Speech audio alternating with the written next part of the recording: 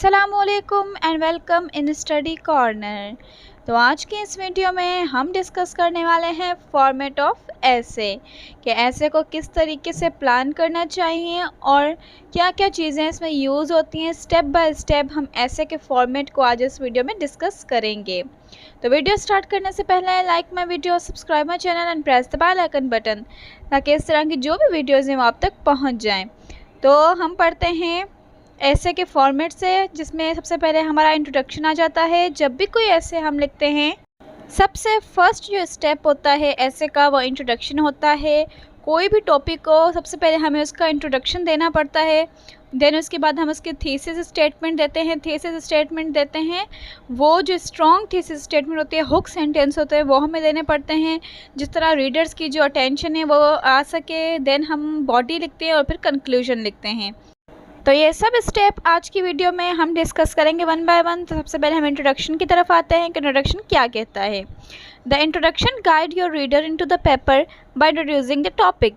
अब इंट्रोडक्शन क्या करता है, रीडर को अब जो आप टॉपिक लिख रहे हैं उसके बारे में जो है इंट्रोड्यूस करवाता है कि ये टॉपिक आपने क्या लिखा है। It should begin with a hook that catches the reader interest.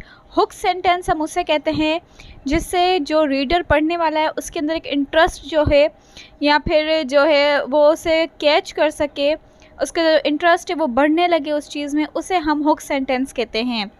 This hook could be quote an analogy a question ETC। वो हुक सेंटेंस हम कुछ भी उसमें ऐड कर सकते हैं, जिस तरह हम कोई कोटेशन लिख सकते हैं, कोई एनालॉजी लिख सकते हैं, कोई क्वेश्चनिंग कर सकते हैं। इस तरह के हुक सेंटेंस हम यूज़ करेंगे जो रीडर्स का इंटरेस्ट उसमें बढ़ाए। After getting the readers attention, जब हम अटेंशन अटेंड कर लेते हैं, हम गेट कर लेते हैं, the introduction should give some background information on the topic. तो इंट्रोडक्शन क्या करता है कि कुछ बैकग्राउंड इन्फॉर्मेशन जो है टॉपिक की वो प्रोवाइड करता है। The ideas within the introduction should be general enough for the reader to understand the main claim and gradually become more specific to lead into the thesis statement. अब क्या होता है introduction में, introduction में हमें क्या चाहिए कि हमने जो भी इंफॉर्मेशन प्रोवाइड करनी है रीडर को, वो तो जर्नल होनी चाहिए कि जिस तरह रीडर को जो है वो अच्छे से समझ आ जाए और उसका जो मेन क्लेम है वो भी उसे अच्छे तरीके से समझ आ जाए, कोई स्पेसिफिक टॉपिक की तरफ जो है। और जो इंट्रोडक्शन है उसको लीड करता है थीसिस स्टेटमेंट। इंट्रोडक्शन के साथ ही लास्ट में जो है उसके हम थीसिस स्टेटमेंट देते हैं। ठीक है, तो ये हमारा इंट्रोडक्शन है जिसमें हम सबसे पहले इंट्रोडक्शन करवाते हैं अपने टॉपिक का, उसको उसमें हम हुक सेंटेंस यूज़ करते हैं और देन थीसिस स्टेटमेंट। फिर हमारे पास आ जाता है थीसिस स्टेटमेंट क्या होती है, जिसे हम डिस्कस करेंगे डिटेल में। Thesis statement, the thesis statement concisely states the main idea और आर्ग्यूमेंट ऑफ द एसे। अब थीसिस स्टेटमेंट में क्या होता है, मेन आइडिया या फिर मेन आर्ग्यूमेंट होता है एसे का। See limits on the topic and can indicate the organisation of the essay. इससे देखकर इससे हम लिमिट्स जो है उनको सेट करते हैं और ये जो है ऐसे की ऑर्गेनाइजेशन को इंडिकेट करता है। The thesis work as a road map for the entire essay. हम थीसिस स्टेटमेंट को रोड मैप भी कह सकते हैं ऐसे का। रोड मैप, जिस तरह रोड को कोई रोड बनाने के लिए मैप चाहिए होता है, तो इस तरीके से ऐसे बनाने के लिए थीसिस स्टेटमेंट जो है वो रोड मैप का काम करता है। Showing the reader what you have to say, ये बताता है रीडर को कि आप क्या कहना चाहते हैं। एंड विच में point you will use the support your ideas, और कौन सी पॉइंट्स जो है वो आप अपने आइडियाज़ को सपोर्ट करने के लिए यूज़ करने वाले हैं। तो थीसिस स्टेटमेंट जो है वो इंट्रोडक्शन के पैरा में ही आ जाता है लास्ट में। और थीसिस स्टेटमेंट वो होना चाहिए, अब वो थीसिस स्टेटमेंट लिखेंगे जो आपका बॉडी में भी आपको लीड करना होगा उसको। ठीक है, तो जो भी आपका थीसिस स्टेटमेंट होगा वही अपने बॉडीज़ में उसकी जो है इंट्रोडक्शन है उसको शुरुआत करनी होती है। ये आपको मैं आगे एग्जांपल दूंगी, उसमें आपको समझा दूंगी।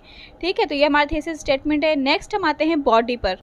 The body of the essay support the main point presented in the thesis. अब यहाँ पर वही बात हुई हुई है कि जो आपने थीसिस में पॉइंट्स लिखी हैं वो ही पॉइंट्स जो है आपको बॉडी में सपोर्ट करेंगे। Each point is developed by one और मोर पैराग्राफ। हर पॉइंट जो होगी वो एक या एक से ज़्यादा पैराग्राफ में होनी चाहिए, उसके साथ उसकी सपोर्टेड होनी चाहिए लाइंस विथ स्पेसिफिक डिटेल, जिसमें कुछ स्पेसिफिक डिटेल होनी चाहिए। This detail can include support from research. ये हम किस तरह डिटेल ऐड कर सकते हैं, हम रिसर्च कर सकते हैं किसी टॉपिक पर, उसके एक्सपीरियंस लिख सकते हैं डिपेंडिंग ऑन द असाइनमेंट।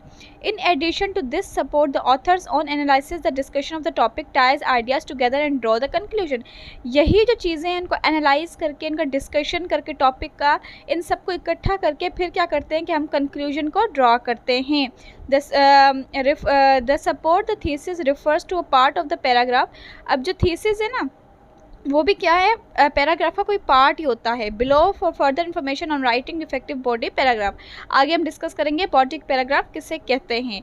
मैं इसको आपको डिटेल में आगे एक एग्जांपल के अंदर समझाऊंगी कि बॉडी किसको कहते हैं। अब बॉडी क्या होती है, मेन हमारा जो मेन पार्ट होता है ना वो हमारा बॉडी होता है। जिस तरह हमने किसी टॉपिक को लिया, उसका जब हमने इंट्रोडक्शन लिखा तो जाहिर बात है इंट्रोडक्शन के बाद हम उसके मेन टॉपिक डिटेल में लिखेंगे। तो उसको डिटेल में लिखने के लिए बॉडी में हम जो है सारी उसकी बात लिखते हैं, भले उसके कॉजेज़ हों, सिम्टम्स हों, या फिर उसके एडवांटेज डिसएडवांटेज हम बॉडी में लिखते हैं। नेक्स्ट हम आते हैं ट्रांजिशंस के साथ। Transition connect paragraph. अब एक पैराग्राफ को दूसरे पैराग्राफ से कनेक्ट करने के लिए हम ट्रांजिशन को यूज़ करते हैं, और थीसिस का भी। They are used within the between paragraph to help the paper flow from one topic to next. अब ये क्या होता है कि ये पैराग्राफ के बीच में भी हम यूज़ कर सकते हैं। किस तरह के, एक पैराग्राफ को दूसरे पैराग्राफ से जोड़ने के लिए हम ट्रांजिशंस यूज़ करते हैं। दिस ट्रांजिशन कैन बी 1 और 2 वर्ड्स। ये ट्रांजिशन या एक या दो होती हैं वर्ड्स की, जिस तरह फर्स्ट ऑफ ऑल या फिर नेक्स्ट हम करते हैं इन ऑडिशन। तो ये क्या होती है, ये हमारी ट्रांजिशन होती है। या फिर फर्दर मोर, इस तरह की जब हम यूज़ करते हैं ना वर्ड्स, तो ये क्या होता है, ये ट्रांजिशंस होती हैं। और 1 और 2 sentences that bring the reader to the next point, main point. जब कोई भी रीडर जो है नेक्स्ट मेन पॉइंट तक जाना चाहता है तो वहाँ तक उसको पहुँचाने के लिए हम ट्रांजिशन का यूज़ करते हैं। The topic sentence of the paragraph often serve as a transition. जो टॉपिक सेंटेंस होता है उसमें भी हम ट्रांजिशन यूज़ करते हैं। ठीक है, तो ट्रांजिशन हम क्या कहते हैं कि वो हम यहाँ पर वर्ड्स यूज़ करें जो एक पैराग्राफ को या एक पॉइंट को या एक मेन आइडिया को दूसरे मेन आइडिया से कनेक्ट करें, उसके लिए हम ट्रांजिशंस यूज़ करते हैं। जिस तरह furthermore, first of all, next, in addition. तो ये क्या है, हमारी ट्रांजिशंस हैं। ट्रांजिशन के बाद नेक्स्ट और हमारा लास्ट पार्ट होता है ऐसे का कंक्लूजन, जिसमें ओवरऑल जो भी बात हमने ऐसे में की हुई होती है उसका जो कंक्लूजन होता है, एंडिंग पार्ट होता है, आइदर हैप्पी और सैड, या फिर हम लिखें कि मोरल और मैसेज जो भी उसमें होता है, कोई हमने मैसेज कन्वे करना होता है किसी को, तो हम कंक्लूजन में ड्रा करते हैं। The conclusion bring together all the main points of the ऐसे। सारी ऐसे की मेन पॉइंट्स जो होती हैं वो कंक्लूजन में आती हैं। It refers back to the thesis statement. ये थीसिस स्टेटमेंट की तरफ भी जाता है। And leave reader with a final thought and sense of closure. और यहाँ पे जो है रीडर को जो है राइटर जो है वो अपना फाइनल थॉट बताता है, वो अपने ख्यालात बताता है कि वो क्या कहना चाह रहा है एंड में, और उसका क्लोजर किस तरह, उसका क्लोज किस तरह होगा, by resolving any idea about up in the essay. और कोई भी आइडिया उसको रिजॉल्व जो है हम कंक्लूजन में करते हैं।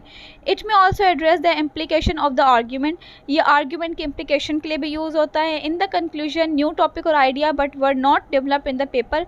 कोई भी न्यू आइडिया, कोई भी टॉपिक जो हम इन कंक्लूजन में कभी भी ड्रॉ नहीं करते हैं। Paper should not be introduce. इसमें क्या होता है, हम कभी भी इंट्रोड्यूस नहीं करवाते हैं। ठीक है, यहाँ पे मैं आगे आपको बताती हूँ कंक्लूजन क्या होता है, किस तरीके से होता है। मैं आपको एग्जांपल में समझाती हूँ।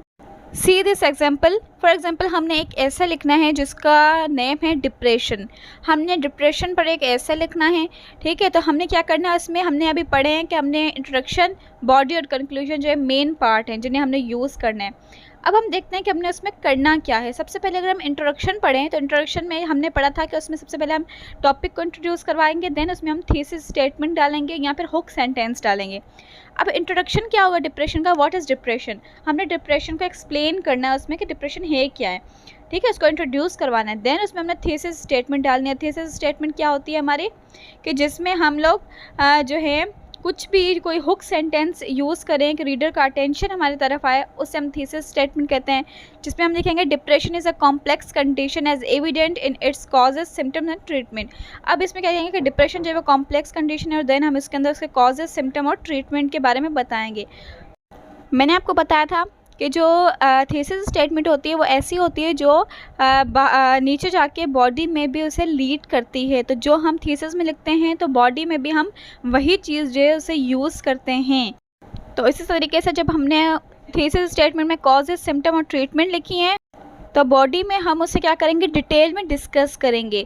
Causes of depression, symptoms of depression और ट्रीटमेंट ऑफ डिप्रेशन, जो भी उसके कॉजेज़ हैं डिप्रेशन के, हम बॉडी में लिखेंगे। पैराग्राफ हमारा कॉजेज़ ऑफ डिप्रेशन का होगा। देन हम ट्रांजिशन यूज़ करेंगे फर्दर मोर। देन हम सिम्टम्स लिखेंगे, इसके सिम्टम्स का अलग पैराग्राफ होगा। फिर सिम्टम्स का जब पैराग्राफ ख़त्म होगा उसका सिम्टम बताएंगे डिप्रेशन के क्या होते हैं। देन हम नेक्स्ट आके हम फर्दर मोर करके यहाँ पर इन एडिशन का ट्रांजिशन यूज़ करके हम ट्रीटमेंट ऑफ डिप्रेशन, क्या क्या उसकी ट्रीटमेंट हो सकती है, उसका हम पैराग्राफ लिखेंगे। तो ये 3 पैराग्राफ हमारे बॉडी में आ जाते हैं। देन हमारा कंक्लूजन आता है। कंक्लूजन क्या होता है कि ओवरऑल जो भी हमने मेन पॉइंट्स देखी हैं ऐसे कि वो यहाँ पर कंक्लूड होती हैं।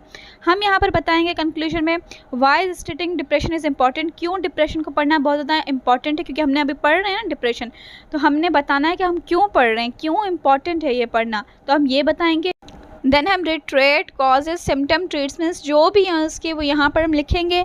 और देन इसके कंसिक्वेंसेस लिखेंगे कि क्या इसका रिज़ल्ट होता है डिप्रेशन का, कि लोग जो हैं वो सुसाइड करते हैं और क्या क्या चीज़ें अटैम्प्ट करते हैं, इसके क्या कंसिक्वेंसेस होते हैं डिप्रेशन के, वो हम जो हैं कंक्लूजन में जो है ड्रा करेंगे। तो ये हमारी हमने एक आउटलाइन बनाई हुई है, मैं आपको समझाने के लिए मैंने आउटलाइन बनाई है, क्योंकि आउटलाइन जो है वो मोस्ट इंपॉर्टेंट पार्ट होता है ऐसे का। कोई भी ऐसे स्टार्ट करने से पहले सबसे पहले हम उसका इंट्रोडक्शन, बॉडी और कंक्लूजन जो है एज अ हम क्या करते हैं कि आउटलाइन की शक्ल में हम बनाकर रखते हैं, क्योंकि जिस तरह अगर हम भूल जाएं तो हम आउटलाइन से जो है वो चीज़ें देखकर अपनी हम वहाँ पर ऐड कर सकते हैं। तो इंट्रोडक्शन लिखना बहुत ज़्यादा ज़रूरी है, फिर आउटलाइन बनाना बहुत ज़्यादा ज़रूरी होता है। तो यहाँ पे मैंने आपको समझाने के लिए ये आउटलाइन बनाई है डिप्रेशन के ऐसे पे। आपको समझ आ गया होगा क्योंकि मैंने बहुत डिटेल में बताई है। अगर आपको इसका कोई भी सैम्पल चाहिए तो आप मुझे कमेंट कर सकते हैं, मैं आपको इसका सैम्पल भी दे दूँगी। और आपको अगर कोई भी डिफ़िकल्टी हो इस टॉपिक में तो आप मुझे कमेंट में कमेंट कर सकते हैं। I will solve your query. तो आज के लिए इतना ही काफ़ी है। Thank you so much. अल्लाह हाफिज़।